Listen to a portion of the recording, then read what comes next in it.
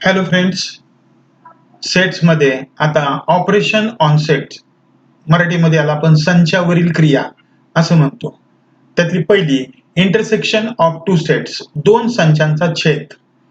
Suppose A and B are two sets, समजा A आणि B हे दोन सेट आहेत. The set of all common elements of A and B is called the intersection of set A and B. तर A आणि बी मध्ये असणारे सगळे जे कॉमन एलिमेंट आहेत, म्हणजे दोन्ही मध्ये असणारे जे सामायिक घटक आहे, त्यांना त्यांचा छेदसंच असं म्हटलं जातं. It is denoted by A intersection B. बघा इथं कसं लिहिलेलं आहे, ए असा उलटा यू काढायचा, intersection B and read as A intersection B. आणि त्याचं वाचन करताना ए इंटरसेक्शन बी किंवा the set of the intersection of set A and B असं म्हटलं जातं.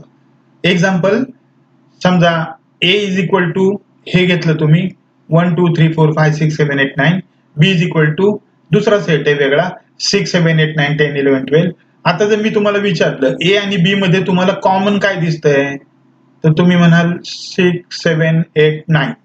6 7 8 9 हे दोन्हीकडे आहेत, हे कॉमन आहेत. म्हणून आपल्याला असं लिहिता येईल A intersection B is equal to 6 7 8 9. हा त्याचा इंटरसेक्शन आहे. कब समजलं हे? नेक्स्ट, डिसजॉइंट सेट, याला विभिन्न संच म्हणतो. ज्या संचामध्ये एकही घटक सामायिक नसतो त्याला डिसजॉइंट सेट्स असं म्हटलं जातं. म्हणजे त्यांचा इंटरसेक्शन 5 येतो. If the two sets have no common element, the two sets are said to be the disjoint sets. Example घेऊ आपण, A is equal to 1 3 5 7 9 and B is equal to 4 6 8 9. मी जर तुम्हाला विचारलं या दोघांमध्ये कॉमन काय आहे, तर काहीच नाहीये, एकही एलिमेंट कॉमन नाहीये. Here A intersection B is equal to 5. या दोघांमध्ये कॉमन घटक एकही नसल्यामुळं set A and set B are disjoint sets. यांना डिसजॉइंट सेट्स असं म्हटलं जातं. पुढची डेफिनेशन आहे युनियन ऑफ टू सेट, दोन संचांचा union. Set A and set B, two given sets. समजा ए आणि बी हे दोन संच आहेत. Then the set of all the elements of set A and set B is called union of the two set. तर A आणि बी दोन्ही मिळून तयार होणारे जे त्याला युनियन असं म्हटलं जातं, संयोग म्हटलं जातं. It is written as A union B. लिहिताना तो ए युनियन बी असा लिहिला जातो and read as A union B, आणि वाचताना तो ए युनियन बी असा वाचला जातो. एक्झाम्पल, परत जर आपण तीच एक्झाम्पल घेतली 1 3 5 7 9 आणि बी मध्ये 2 4 6 8 9 10. इथं पाहता या दोघांमध्ये तुम्हाला जर सांगितलं ए आणि बी यांना एकत्र करा, तर A union B is equal to 1, इकडचा 2 3 4 5 6 7 8 9 10. लक्षात घ्या, हे लिहिताना डबल घ्यायचं नाही. समजा इथं जर 9 पण असला असता या सेटमध्ये, तर तो 9 एकदाच घ्यायचा, दोनदा घ्यायचा नाही. याला म्हणतात युनियन ऑफ टू सेट्स, आणि लिहिताना तो ए युनियन बी असं लिहिला जातो. Number of elements in set, संचातील एलिमेंटची घटकांची संख्या. Let A B the finite set. समजा ए हा कुठलाही शांत संच असेल ज्याच्यामध्ये घटक आहे ते मोजता येतील असे. The number of the element in set A is denoted by n of A. त्याच्यातले जे एलिमेंट आहेत ते एन ऑफ ए असे वाचले जातात किंवा लिहिले जातात. For example, A is equal to AEIOU हा इंग्लिश वावेलचा संच आहे. आता जर तुम्हाला विचारल्यात किती घटक आहेत, तर तुम्ही मोजाल 1 2 3 4 and 5. Therefore N of A is equal to 5, म्हणजे ए संचातल्या घटकांची संख्या 5 आहे. B is equal to 5 10 15 20 25 30 35. आता जर तुम्हाला मोजायला लावले तर 1 2 3 4 5 6 7 यात सगळे 7 अंक आहेत. Therefore N of B is equal to 7. The number of elements in union of the sets and the intersection of the set. आता हे जे युनियन आणि इंटरसेक्शन यामध्ये काही संबंध आहे का, तर आहे. त्याचा एक फॉर्म्युला बनवलेला आहे. तो फॉर्म्युला आपल्याला असा लिहिता येईल, अत्यंत महत्वाचा फॉर्म्युला. यावर आधारित गणित तुम्हाला टेस्टला किंवा सत्र परीक्षेत विचारली जातात. N of A union B is equal to N of A plus N of B minus N of A intersection B. A आणि बी संचाचा संयोग बरोबर n of A plus N of B minus A आणि B यांचा छेद संच. हे उलट पण लिहिता येतं. हे जर इकडे आणलं आणि हे इकडे आणलं तर हे आपल्याला असं लिहिता येईल n of A intersection B is equal to N of A plus N of B minus N of A union B. तुमच्या लक्षात आलं असेल एन ऑफ ए आणि एन ऑफ बी सेम असतं, बाकी आदला बदलायची झालेली असते. हा फॉर्म्युला नीट लक्षात ठेवा, तो 2-3 वेळा लिहून चांगला पाठ करा, सोपा एकदम. आणि त्याच्यावर आधारित गणित, मला लेखी गणित विचारली जातात मोठ्या मार्कांसाठी. रिमेंबर, इफ ए सबसेट बी, जर ए हा बी चा सबसेट असेल म्हणजे काय रे, यातले सगळे घटक बी मध्ये असेल, then A intersection B is equal to A. तर ए आणि बी यांचा इंटरसेक्शन एच असतो. म्हणजे काय, समजा मी इथे एक्सप्लेन करतो. समजा ए इज इक्वल टू 1 2 हे दोन घटक आहे आणि बी इज इक्वल टू 1 2 3 असे 3 घटक आहेत. जर तुम्हाला ए इंटरसेक्शन बी लिहायला लावलं तर तुम्ही काय लिहाल, दोघांमध्ये कॉमन घटक कोणते आहेत, 1 2 1 2 लिहाल.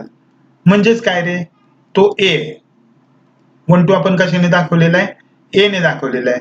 म्हणजे A intersection B is equal to A असं लिहिता येईल आपल्याला.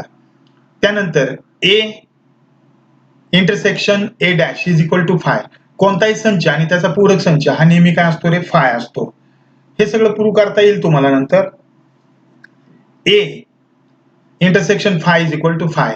ए आणि फाय यांच्या संचात काहीच नसतं म्हणजे फाय असतो. तो ए युनियन ए डॅश जर एकत्र केलं तर यू बनतो आणि A union phi is equal to ए.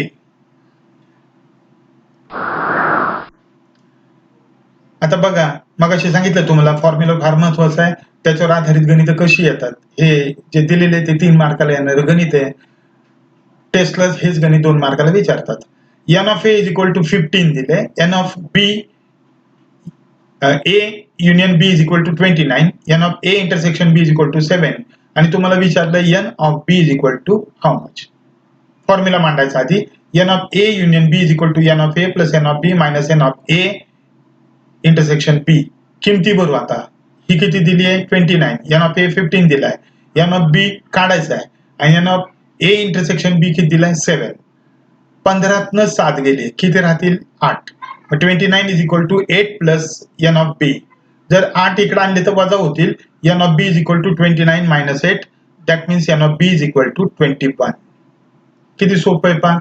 दिलेल्या किमती आहेत त्या फक्त फॉर्म्युल्यामध्ये भरायच्या आणि लिहायचं. त्यासाठी हा फॉर्म्युला लक्षात राहणं फार गरजेचं आहे. नीट बघा तो formula, n of A union B is equal to N of A plus N of B minus N of A intersection B. आता आणखीन एक लेखी गणित याच्यावर बघा. हे तुम्हाला 3 मार्काला 4 मार्काला विचारलं जातं. In a hostel there are 125 student. एका हॉस्टेलमध्ये 125 विद्यार्थी आहेत.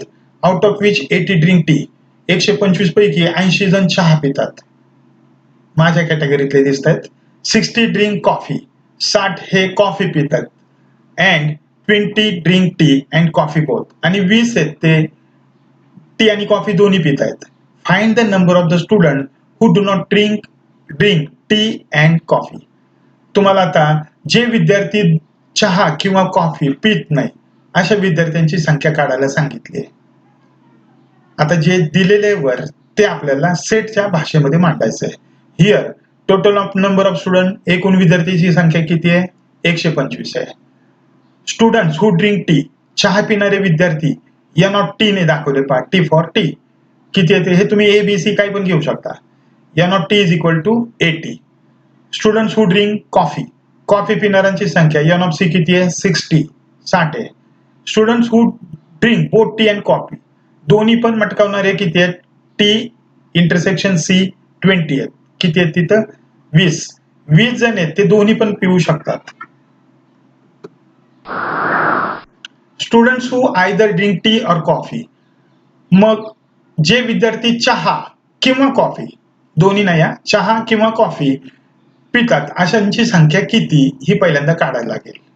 कमीत कमी चहा किंवा कॉफी पिणारे कसे काढता येईल बघा. इथं formula N T union C is equal to N of T plus N of C minus N of T intersection C. N of T चहा पिणारे किती आहेत 80, एन ऑफ सी कॉफी पिणारे किती आहेत 60 आणि ते दोन्ही पिणारे किती 20. 80 आणि 60 यांची बेरीज केली तर 140 येते. त्याच्यातून 20 वजा केले तर 120. 120 विद्यार्थी आहेत हे चहा किंवा कॉफी पित आहेत. पहा एकूण किती होते 125. त्यापैकी चहा किंवा कॉफी पिणारे किती आहेत 120. म्हणजे उरलेले 5 आहेत हे चहा किंवा कॉफी पित नाहीत. The number of students who do not drink tea or coffee is equal to 125 minus 120 that is equal to 5. कळलं? ही सगळी गणितं व्यवस्थित लिहून घ्या. ह्याच्यातली काही 2 गणितं राहिलेली 2-3 ती मी पुढच्या तासामध्ये घेईल. अभ्यास करत राहा. हे सगळं एकत्रित लिहा. व्हॉट्सअपवर नंतर प्रत्येकाने व्हिडिओमध्ये मला हे दाखवायचंय. मी तुम्हाला प्रत्येक सेपरेट कॉल करून विचारेन मला वही दाखव. त्यावेळेस तुम्हाला ती दाखवता आली पाहिजे. कळलं? शाळा आता लवकरच सुरू होतील. Till then take care.